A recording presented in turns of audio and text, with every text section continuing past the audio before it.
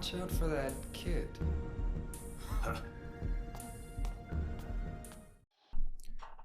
Despite being the entry in the Silent Hill franchise that ranks as my personal favourite, what I would even go so far as to state is the best game, I've only finished it once. In fact, before working on my previous video about it, I had only played it that one time. Well, more like 5 or 6, since I didn't finish it in one sitting. But the point I'm making is that I'd never gone back to it. The rest of the games I've played through almost to the point of obtaining all of the endings, with a few of them several times beyond that just because I wanted to. I think it's only Downpour that I haven't, and even then I'm only missing one of them? Wait, no, not even that. I'm missing the achievement for finishing the game without killing a single enemy, so never mind then. The point is, it's been almost 20 years before I finally went back to experience it again. And for a long time I never understood why. Didn't even think about it, truth be told. I have very strong positive associations with the game.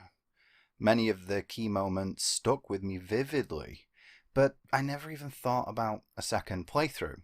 Despite how fierce my connection had been, it just didn't seem like the thing to do.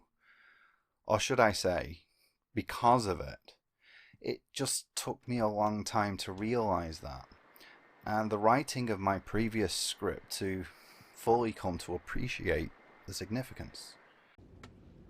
I understood that reference.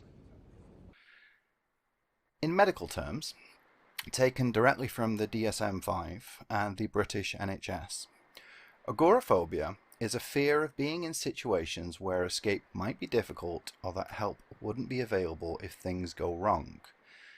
Many people assume agoraphobia is simply a fear of open spaces, but it's actually a more complex condition.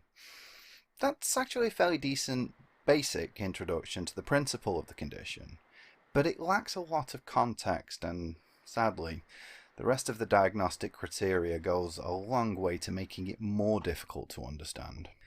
Something you might expect from the clear indication that it's quite a complex disorder, but sadly, the almost complete lack of understanding about what agoraphobia is reflected in the fact that, well, it's poorly misunderstood.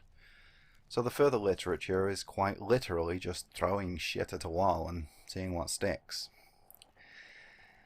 I think I understand the motivation. It's an effort on behalf of the professionals to show that they don't want to trivialize the condition. The very epitome of the I understand mindset, with the problem being there are no experts. So all they're really doing is confusing the issue by mixing and matching it with a bunch of other issues that may be related, comorbidities, or simply poorly understood in their own right. Which may seem like a bold statement, so allow me to elucidate further, something which requires us to dig into the history of psychology itself. See, whilst I say there are no experts, I don't mean there are no professional psychologists or psychiatrists, because there absolutely are. But we must bear that in conjunction with the fact that psychology as a field of study literally only began within the last 2 centuries, as we currently understand it. And like pretty much everything, it didn't start out nearly as well codified and stringently regulated as it is now. And it's still somewhat lacking, truth be told. So much so that even now, psychology is still struggling to find its footing as a legitimate arm of medicine. Psychology is so new, in fact, that the most groundbreaking and influential case studies and clinical experiments took place within living memory. The infamous Standard Prison Experiment, for example, took place only 9 years before I was born.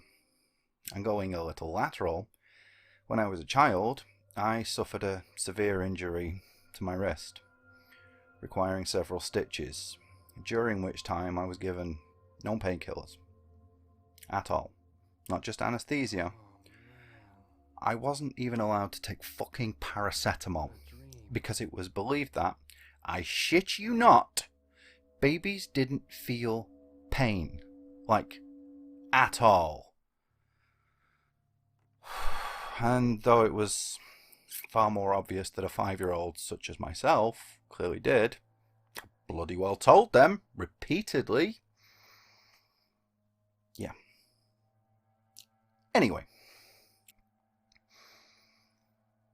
if a far more established and clearly codified field of medicine could still be so woefully misinformed, just imagine how much worse it must have been for something that, even now, a large number of people think is absolute bunk.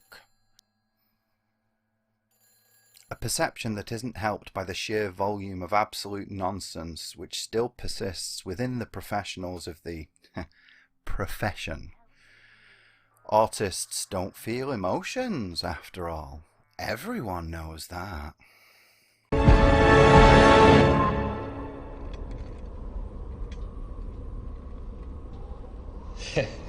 This is awkward. The point is that psychology is a developing discipline, still in its nascent stages, floundering around and struggling to cope with such a wide range of varied applications that the chance of understanding everything just ain't gonna happen, mate. Meanwhile, because of the massive overlap, understanding even a single thing, a single condition, is hampered by the sheer volume of knowledge gaps, coupled with the relative rarity of certain psychoses, making it all the more difficult to study in the first place. Agoraphobia isn't what I would call the most exotic of conditions. It's fundamentally a form of anxiety. We do actually understand fairly well anxiety in its purest forms.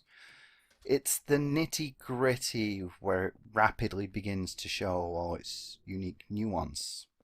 However, a basic understanding of how to address anxiety further muddles these specific waters because certain treatments, chemicals or cognitive, show degrees of success which can appear to fully overcome the core issue.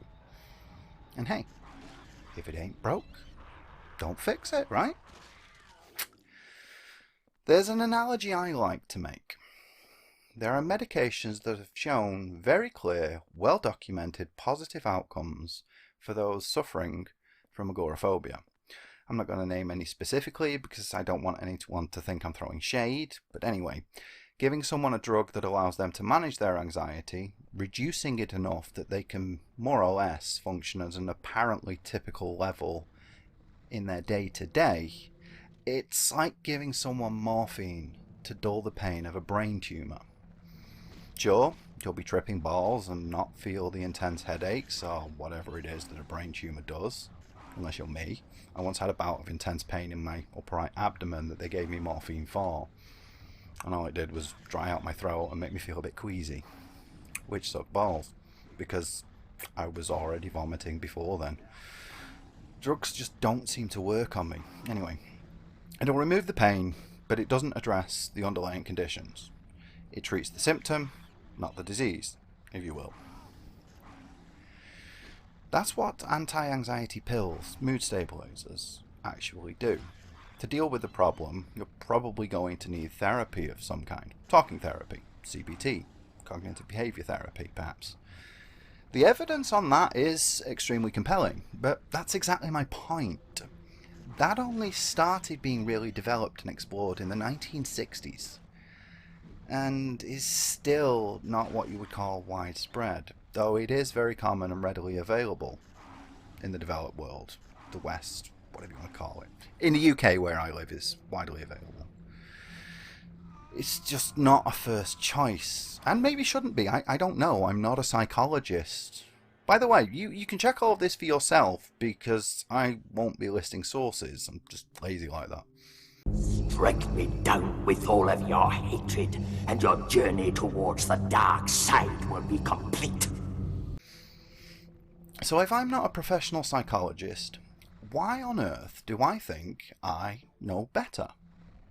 Well, I don't. Not really. I've mentioned repeatedly that I've studied psychology as a hobby since my teens.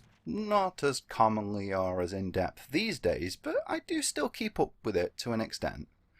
Meanwhile, social anxiety, agoraphobia, is something I've been experiencing for pretty much all of my life. And yes, I'm one person, so that familiarity is entirely anecdotal. Less so than the self-reported experiences of other people I've known, perhaps, but still anecdotal. But, well, all self-reporting is anecdotal, so it's just not cricket to dismiss it outright. Basing everything, your entire understanding, on a single case study, or even a few truckloads of them, is never a good idea, which hasn't stopped people. Individual stories are a great and really only place to start. The trick is in collating huge swathes of data from as many varied backgrounds and lived experiences as possible. That's the most important part of data analysis. Just get as many examples as you possibly can. Then you start looking for the similarities. Once you isolate out the commonalities from the personal differences, that's when you're able to start drawing conclusions about the underlying difficulties people are facing, or whatever it is you're specifically trying to filter for. Anyway, the point of all this is that I have a lot of personal experience from my own life, the lives of people I know intimately, and have studied, albeit casually, a modest amount of the professional literature around the condition. So combined with my, yes, amateur study of the psychology discipline, I feel no shame in declaring myself to be in a prime position to understand the condition in a way that very few others ever can. Which is not to say that any assertions I make are fully reliable, only that I speak with a degree of familiarity of both sides of the coin which is not to be dismissed, and is rather uncommon. With further anecdotal evidence being that previous medical professionals have asked me to explain to them, during assessment, precisely what agoraphobia is and how it affects a person. One doctor in particular earned a huge amount of respect from me for doing that. The guy's an extremely experienced GP and a very smart man. But he fully understood that, well, he's a GP, he's not a psychiatrist, and there's no way anyone can know everything.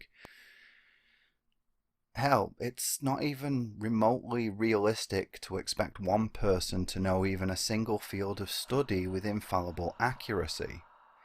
One last example before I actually, finally, bring this around to the point I'm making. There's a condition called HOCM, hypertrophic obstructive cardiomyopathy, a disease of the heart which leads to thickening of the heart muscle, to the extent that it can prevent the heart from beating, thus causing a heart attack which leads to death. The heart literally suffocates itself, it squeezes itself so it doesn't work anymore.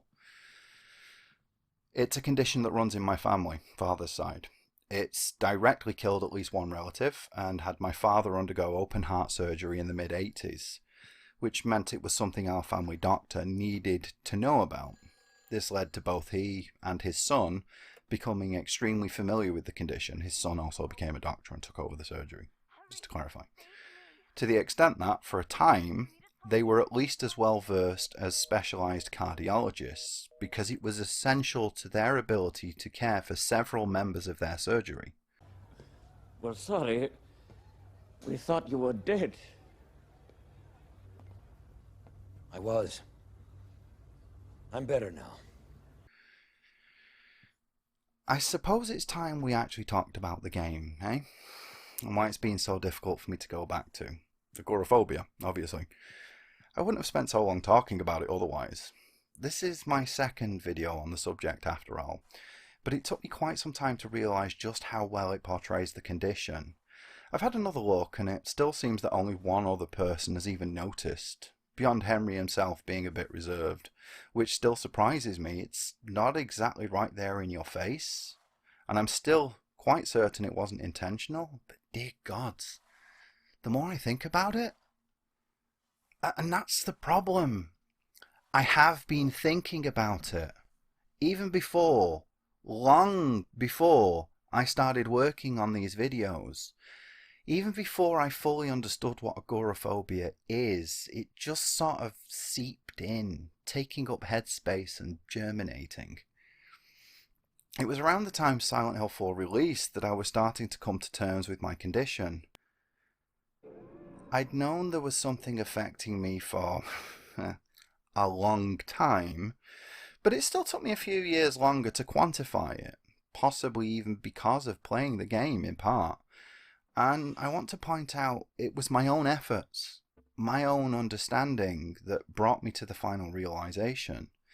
Doctors had been telling me for years that it was a form of depression.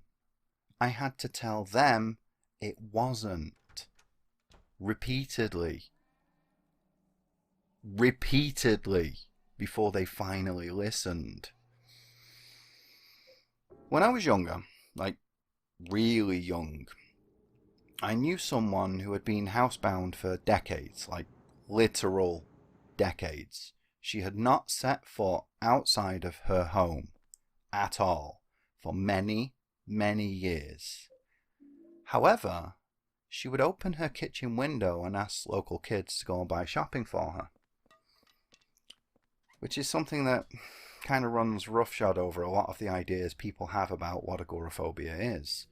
She could see outside, no problem. She could talk to people. I went into her home multiple times to play with her then adult son's toys.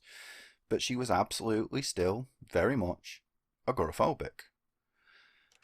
You know, I don't like calling it agoraphobia. It's too reductive.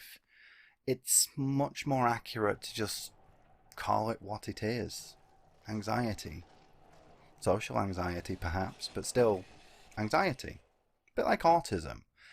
I know that may seem a little out of left field, but consider, in the last few years, there's been a real big push to more broadly define it as autistic spectrum disorder. No more similar diagnoses, just codify it all as one condition with a varied range of manifestations. Agoraphobia is like that. It's a specific presentation of an underlying anxiety disorder. Search your feelings, you know it to be true. It's easy enough to understand the room 302 itself. Henry being trapped inside by the chains on the doors, but I've already spoken about that at length in my previous video. The more interesting part is when we step outside of the room, which seemed to contradict everything I've said about how well Silent Hill 4 portrays the condition, see above, which is why I spent so long talking about what agoraphobia, social anxiety, actually is, how it's rather more complex than the typical media conception would have us believe. Far more nuanced than the world at large seems willing to accept. People are like that. They want everything to be nice and simple, tied up with a neat little bow. It's easier, of course, when things are easy. You just don't like being outside. It's far simpler to grasp than, well, it's interesting, isn't it? We all know that there are things which can't be summed up in a few short sentences. Each and every one of us has at least one thing we know needs entire essays to even begin to grasp. Dissertation length works to even start to explain it, to even get to the point where you can explain that you need to explain. Yet we struggle to accept that anything else can be that hard to wrap our heads around. Human beings like it when things are simple, so we make them simple, even when they're not. The fact it's taken me this long to even start discussing what this specific video is actually about, well, I think that quite succinctly demonstrates my propensity for not simplifying things. I like to dig and interpret, read far too much into things when there's nothing there to begin with, and still find a way to make it all work. Would be a bit weird starting a series doing precisely that if I didn't, eh? So perhaps it's time we cracked on with it. Thanks. I don't make things complicated. That's just the way things get all by themselves. Yeah. Following Henry's journey in its entirety, the sequence and order of places he visits tells an interesting story all on its own. Less so with the second half, where you have to trek back through the worlds a second time, but that still fits. Think about it. Subway, a forest, a prison, a city, his home building, and then the hospital. Really think about that, even for a moment. Do you see where I'm going with this? It's not hard. Not at all. Maybe needs a little setting of the mood to make it pop, but it all falls neatly into place. You know where this is going, right? In a rare moment of confidence, Henry has stepped outside of his home and taken the subway, which has an entrance only feet from the entrance to his home building, to a quiet, isolated area. Enjoyed the solitude for a time, then walked or taken the subway home, returned to his apartment, and either succumbed to a panic attack or some other misfortune which led to him being hospitalized. The game's narrative doesn't show that, of course, but that's the difference between text and subtext. What is and the interpretation. Well, that's what I'm going with anyway. Wouldn't have a video without it, so shh. Just let me have my moment of self-indulgent pretense. I mean, case closed. I've proven my point, or at least made the point I wanted to. But if we were going to just drop it all there, why do we still have so long left to go? Because we have so much more to work with. Far more compelling, significantly more thought-provoking pieces of minutiae to work with. I'd like to take the time to examine each of the areas in some detail, because that's where it all, well, as they say, the devil is in the details. It will also give me time to really expound on the significance of the journey as a whole. In short, We have such sights to show you. the subway, at first glance, would seem to completely reject my analysis. It's a public place that typically has a lot of foot traffic, major transport hub. They also tend to be in busy parts of the city for obvious reasons, whichever city that is.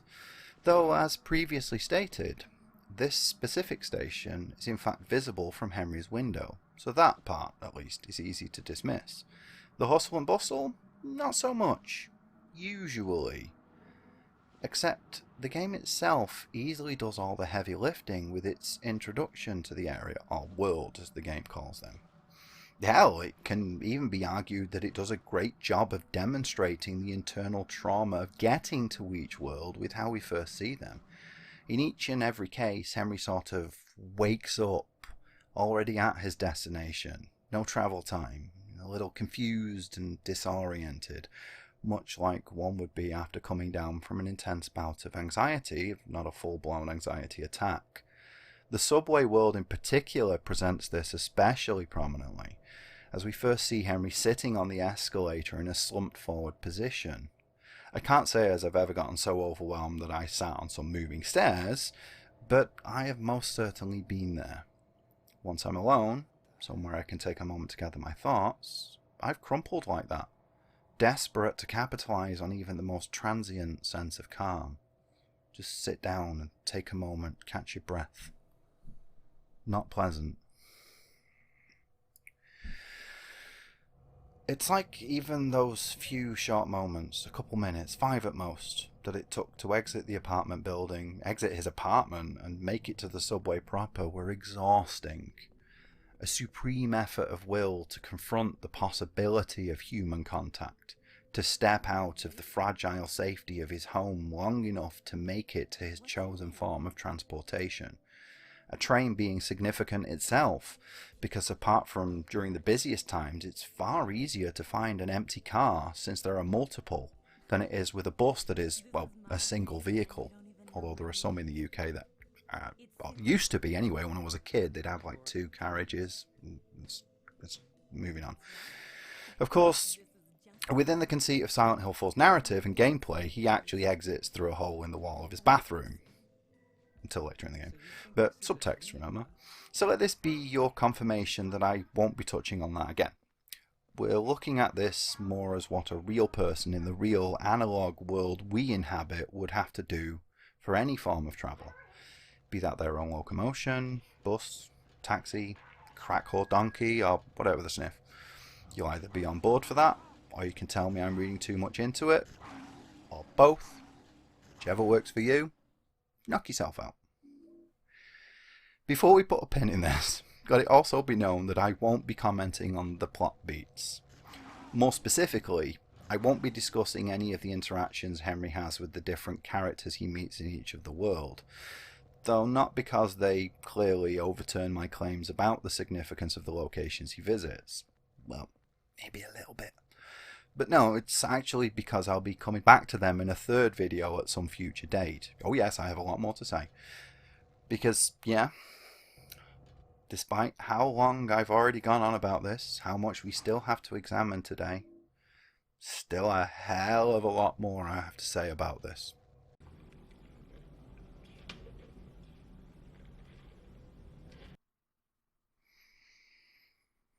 Okay, now that that's all out of the way, where was I? Ah yes, Australia. Upon coming back to his senses within the subway proper, it becomes obvious that things are not quite right. Not exactly wrong, but just a bit off. It's quiet, seemingly deserted and decrepit in a way that is clearly distinct from mistreatment. Run down in a way that screams persistent neglect rather than vandalism. It's not dirty like one would expect from an area that has been well travelled. It would be better described as unclean. Dirt and grime having built up naturally. Perhaps an occasional homeless person slipping inside to shelter from the elements, but nothing more substantial.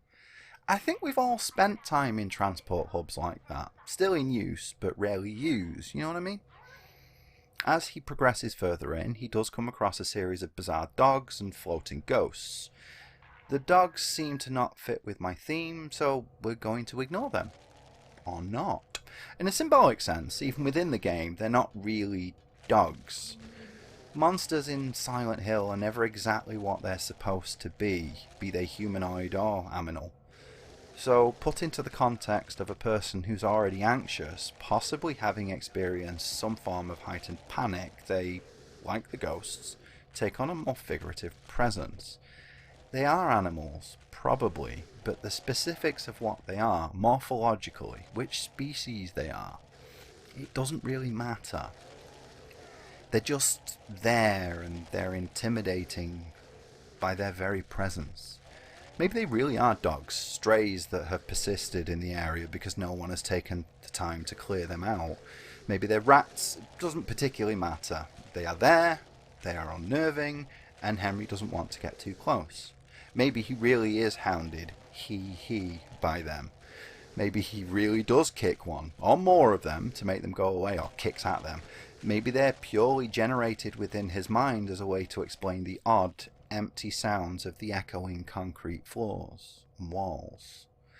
The ghosts are far more interesting, suggesting actual people are wandering around.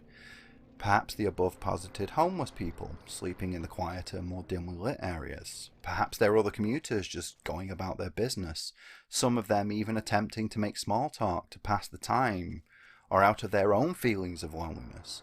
Some mixture of all of the above. The point is that for someone with an anxiety disorder, people are exhausting and stressful by their mere presence, by their mere existence, draining one's energy by merely being there, just as Henry's health begins to decrease as they move closer. This is just the first area outside of South Ashfield Heights, and I think you can already see how significant all of these elements are when viewed through the lens of agoraphobia. Most of the elements already discussed persist throughout the rest of the game, so I won't be spending as much time perhaps detailing the following worlds. But each of them still has unique elements that further the theme. But before carrying on, I want to talk a little about the weird phallic worm things, because, yeah, I have no freaking clue what they're all about in any context, beyond just being kinda creepy and unsettling. They always stuck out as a bit weird to me. Probably intended to tie in with the umbilical cord that the superintendent kept. They just feel like an incomplete concept that were left ambiguous entirely because the game was rushed out, rather than intentionally. Or maybe they really are part of the Great Foreskin War of 2015. I don't know. The forest and orphanage area have some intriguing aspects to them that have always stuck with me, especially the section where you have to return to the room and drop the key. It's part of a puzzle, for those who don't know or remember. If you keep the key actively in your inventory, Henry is unable to progress after leaving the area he found it in. Each time you come to the end of the path, passing through the gate brings you back to the beginning of the area in an infinite loop. You have to turn back and use the portal to drop it in your storage box. If not doing so immediately, then you head back to the orphanage and you're all good.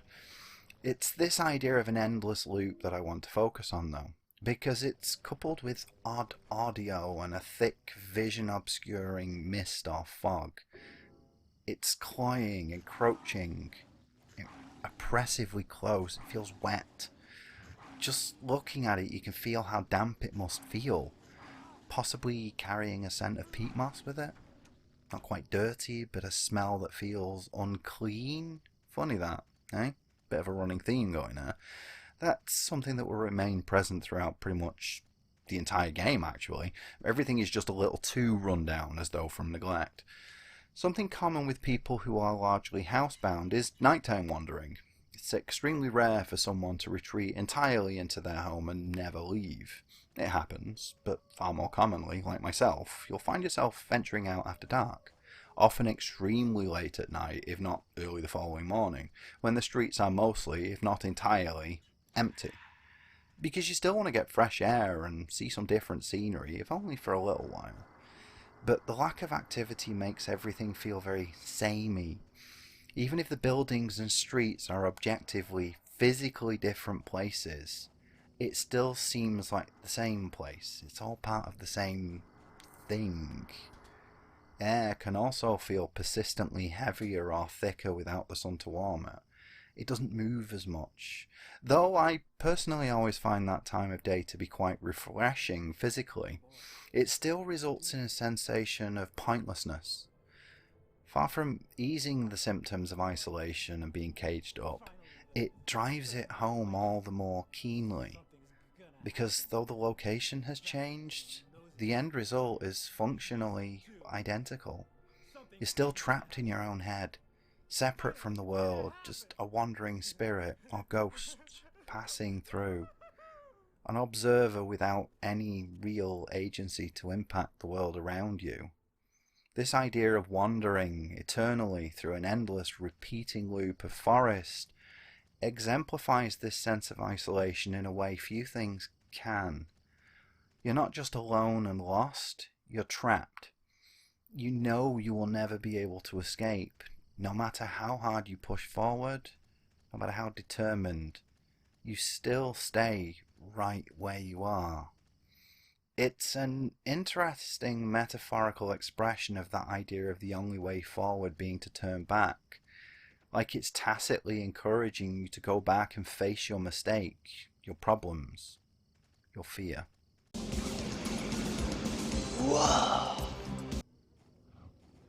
However, aside from this and the presence of more of the game's monsters, the forest world is kinda relaxing. It's generally large, open, rather attractive areas. At least for a game produced at the time. Hell, for any game really, but especially for a game produced at the time. With some little development tricks to help give the impression of the forest being larger than it literally physically is, it's quite liberating on its own. But especially in comparison to the two locations Henry has visited previously, his home and the subway.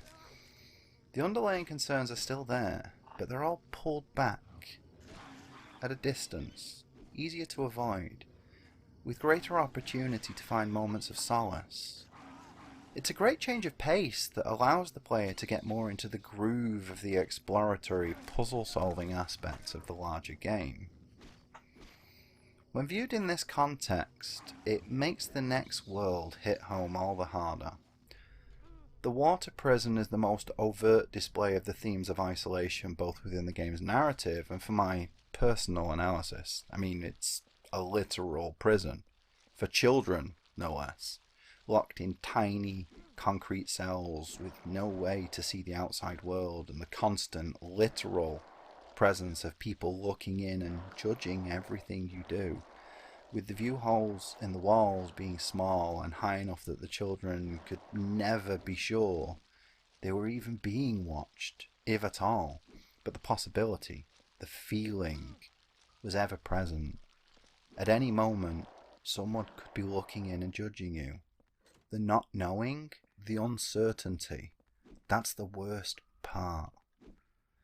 We can think of this as being more abstractly symbolic within our story of isolation and generalized anxiety. Think of it more like Henry retreating into his own mind for a while. Having spent his moment of freedom amid the trees, he's on his way, or preparing to be, back to his apartment. The dread of returning back to his home prison, see where I'm going? Playing on his mind. Overblown and exaggerated to such a distorted extent that it becomes a hellish oubliette tower. A bit of a contradiction, sure. An oubliette is actually buried underground for those who don't know. But the water prison really does feel like that. Despite being a massive edifice reaching for the sky, from the inside it feels like a deep, inescapable pit. Somewhere that you just throw people to forget about them. It's an incredibly uncomfortable place to be. Even aside from the water wheel puzzle that pretty much everyone despises, the world as a whole is still one of the most disliked, if not outright despised, parts of the entire Silent Hill franchise. Both for what it symbolizes, what it actually is, a prison for children, and just everything about it. It's dank, disorienting, torturous, cramped, and literally twisted around itself.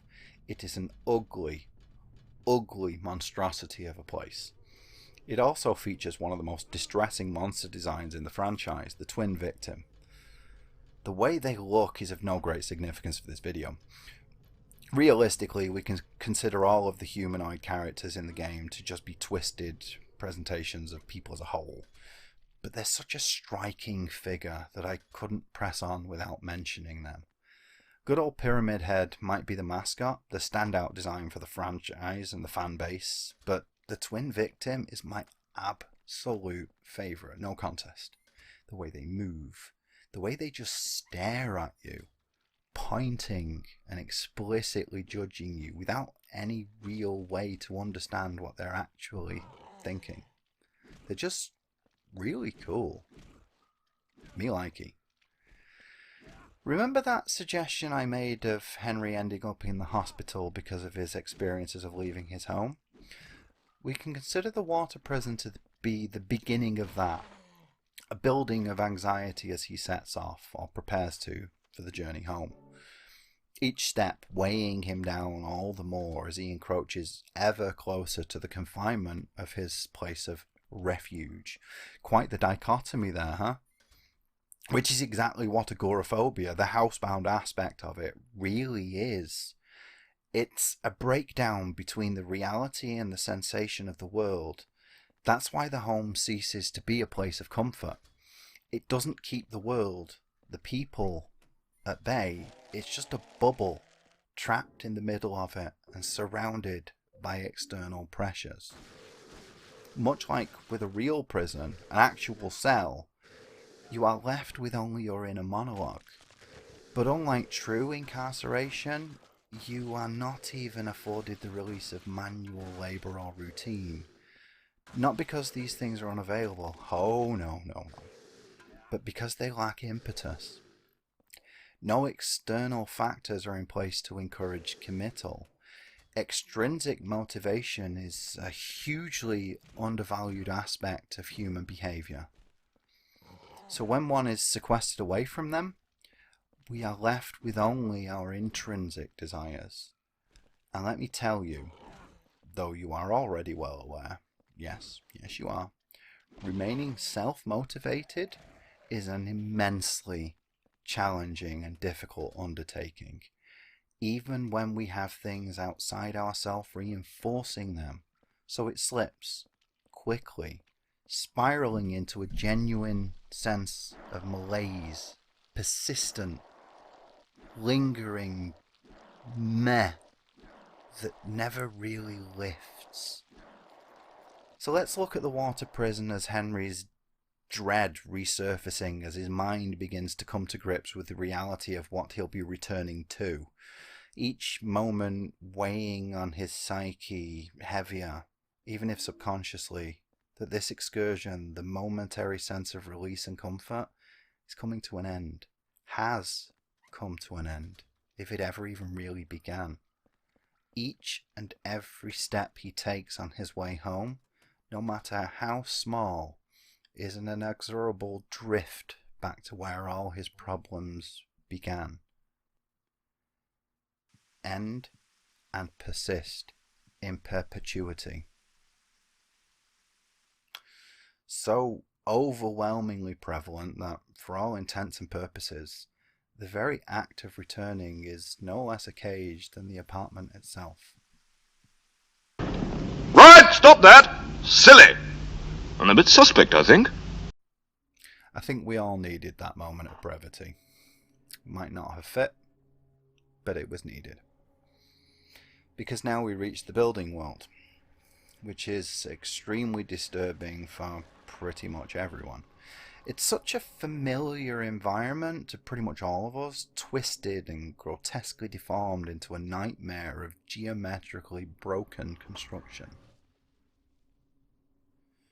What should be a shining beacon of the advancement of comfort and safety for the entire species, now corrupted into something from the mind of a madman, like a surrealist painter given carte blanche to construct and bend not only architecture, but the laws of physics themselves, just close enough to feel like it should make sense, but in a way that defies any possibility that it ever could make sense.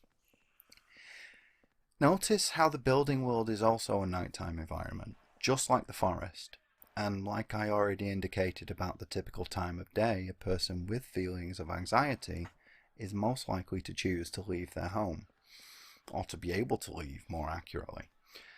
Which is why we need to talk a little bit more about the water prison still. Because even if you're unfamiliar with the game, the footage already shown should have made it quite clear that this place was depicted during bright daylight. Well, as we've already agreed, because we have agreed, the water prison exists entirely in our reinterpreted version of the Silent Hill 4 meta-narrative, and as such would naturally be greatly influenced by his Henry's Inner Demons. So, of course, the prison is bathed in garish UV rays from the solar system's largest fucking nuclear reaction. If he's not going to leave his house during the day, when he visualizes his prison in his mind, it's going to be done during those hours, because that's when it feels the most oppressively, stiflingly restrictive. During the deepest part of my own hikikomori days, I did everything I possibly could to avoid stepping outside in direct sunlight, something I only did when it was raining or if I needed milk. Kudos if you get that reference. My preferred time of day, as previously stated, was the early hours of the morning, ironically around the same time that I'm typing these very words, and recording them. Different days though. Even now, assuming I didn't sleep before, this tends to be the time when I'm most awake, alert and mentally energized. Probably when I do the majority of my dreaming too, since I often wake up somewhere between 1 and 3, even when I do sleep well, at the time we're supposed to sleep. My own wanderings almost exclusively remained within my immediate neighbourhood, but I was not possessed of a readily accessible all-night subway station that could take me further afield. There was a major bus route that ran throughout most of the day, even late at night, because I lived right next to one of the busiest main roads in the entire country. But as I stated, quite some time ago now, buses are not a desirable form of locomotion because they contain people. Even when the bus is completely empty, It's not completely empty because there's still the driver. And ain't nobody got time for that. But if I had a subway, damn straight I'd have travelled further afield, just like Henry. Hell, I'd probably have gone and slept under bushes and trees, somewhere out where I knew there wasn't going to be anybody else, just to get myself out for a bit longer. But I can tell you, in no uncertain terms, even in those circumstances, I would have made absolutely fucking damn certain that I'd be home before the sun came out. Which contradicts what I just said, but you get my point. Or more importantly, before people started rousing themselves for the business of the day, which means I'd have been heading home long before the time that was due to happen, so as to account for travel time. And this, most certainly, is what our version of Henry is doing too.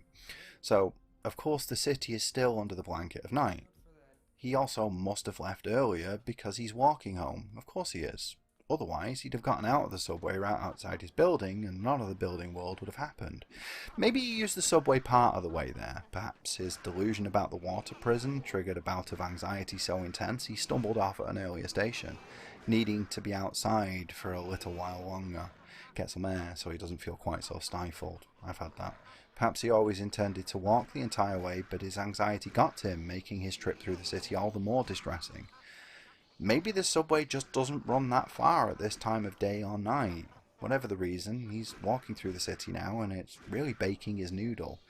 The towering edifices of the skyrise business offices, apartment blocks, and so on feel like they're spiralling out above and over him, threatening to curl all the way back on themselves and smother him beneath their inexorable presence.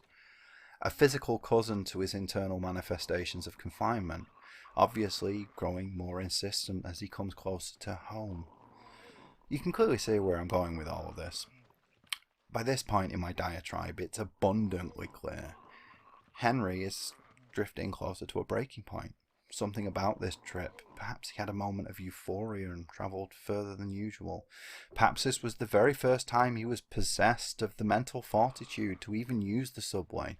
This could be the first time in years that he's done something like that. Something inside him shifted, just for a moment, and he took the chance to push himself and try to break the cycle, make a real change in his life, and, well, just fucking get over it. Again, it's not really that important why he did it. The end result is that his journey back to room 302 is wearing down the last vestiges of determination he was clinging to. And now he's on the very edge of a complete breakdown. Thoughts of self-harm could be weighing on his soul. Hell, maybe that was his plan all along. He could have gone to the forest for one last moment of beauty before the end.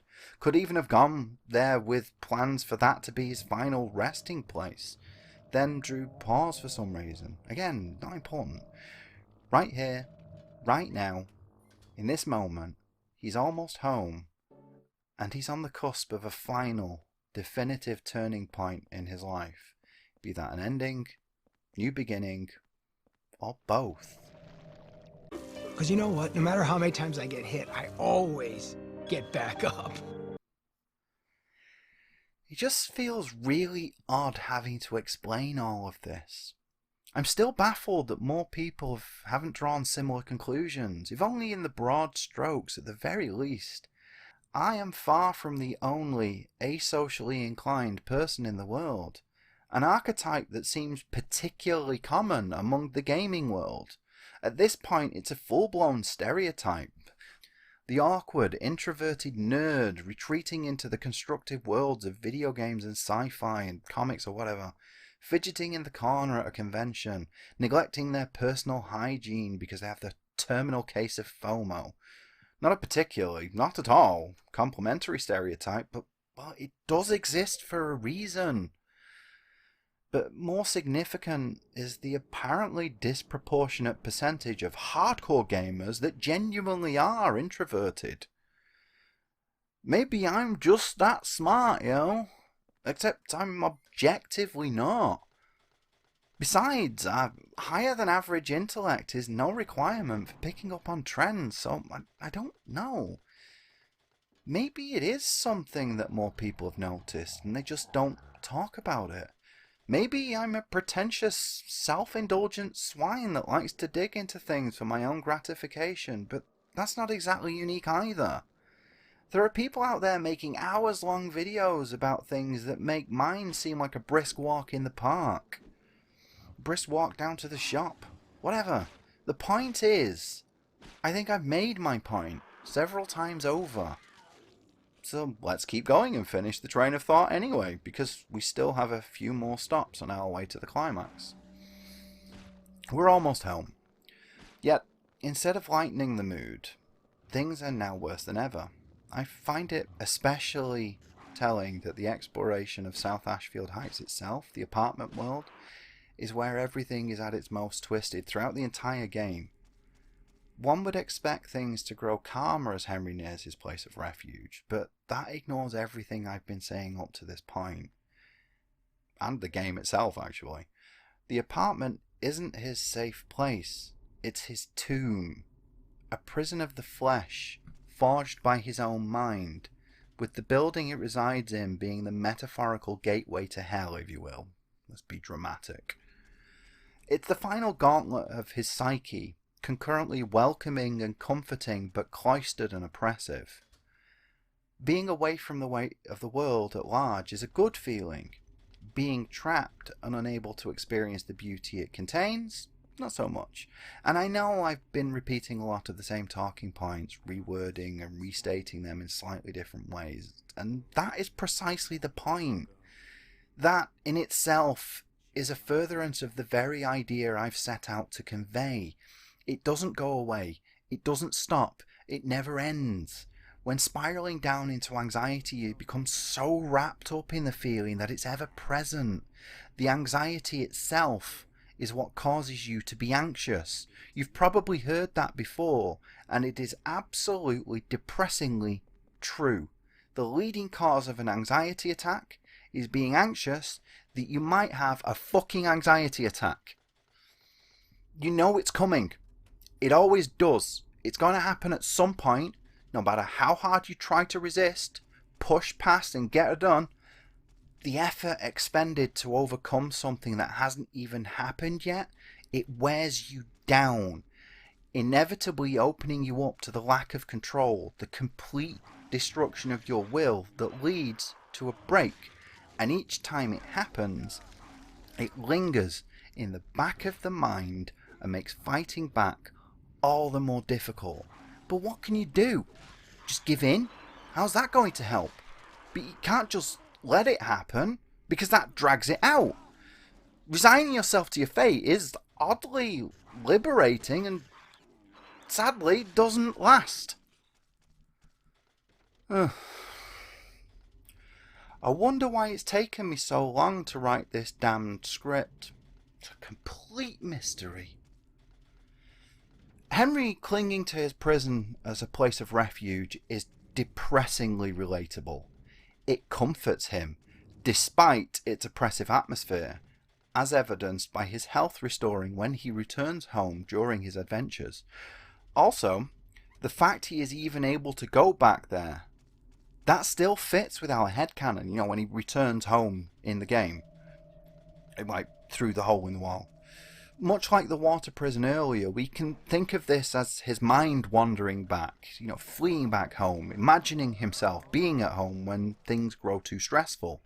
A persistent reminder, an ever-present reminder that no matter how bad things are right now, he'll be back there soon, waiting, calling, a wide, welcoming embrace that can smother him again, as well as an ever-present nagging in the back of his mind that he will be ever drawn back, never able to truly escape.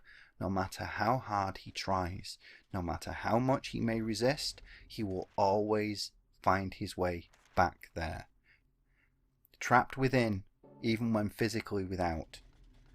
And that's why the apartment world is the most distorted experience he faces. Because returning home is nothing more than resigning himself back to his fate of perpetual torment. The journey isn't over yet, not physically, but in every way that counts. His truth is that he is already trapped, always has been, the pull of his supposed retreat is inexorable. But this is when he really breaks. It's when he fully breaks down. After all this time, however many days, months, and years it may have been, he just can't take it anymore. Something has to change, one way or another. So we're back at my opening thesis. Maybe he just succumbs to the pressure and collapses. A panic attack so intense that it presents like a heart attack. Because, yeah, that's a fucking thing. I had one myself that felt like I was being electrocuted in the centre of my chest. And I mean, really bad. It was excruciating. Intense pressure and like these jolts of lightning going through my chest, down my sternum. I could barely breathe, and my heart was racing. The only thing that stopped me for calling from an ambulance, though I did seek medical advice, was everything else about it being an obvious panic attack that I'm depressingly familiar with. And because I didn't get any pins and needles, poor circulation, sensation in my left arm, that's another common trait with an actual heart attack because the blood pressure drops. In this scenario, he falls to the ground somewhere in the apartment building. Perhaps at the door of his neighbour Eileen, since that's where he ends up in the actual game narrative. Or perhaps him seeing Eileen all cut up is his mind trying to externalise his trauma, project it onto her. He just full on goes to town and uses one of those bladed implements he came across during his journey. Probably best to keep things a little more obtuse, because YouTube no-nos and all that. So, you know what I'm getting at. I don't need to spell it out for you. But it's called suicide. The word exists for a reason. People do this for a fucking reason. And no amount of pressure to brush it under the rug is going to change that. That's going to make it worse, for fuck's sake. Yeah, it's a really difficult subject to talk about. No shit, Sherlock. You think it's an easy thing to contemplate? To actually do? Maybe if we spent more time actually destigmatizing it, actually talking about it, instead of seeing it the big icky fucking doo-doo bollocks. Oh no! Depicting suicide might inspire people to do it. Talking about it will romanticize it. Utter bollocks. People don't start topping themselves just because they see it on TV. They do it because they feel like they have no other choice. There's nothing left. And because we're so ashamed that we won't talk about it. Who the fuck are they going to talk to? Fuck it. Henry goes to the hospital. It's a mess. I've made my point. End of fucking video.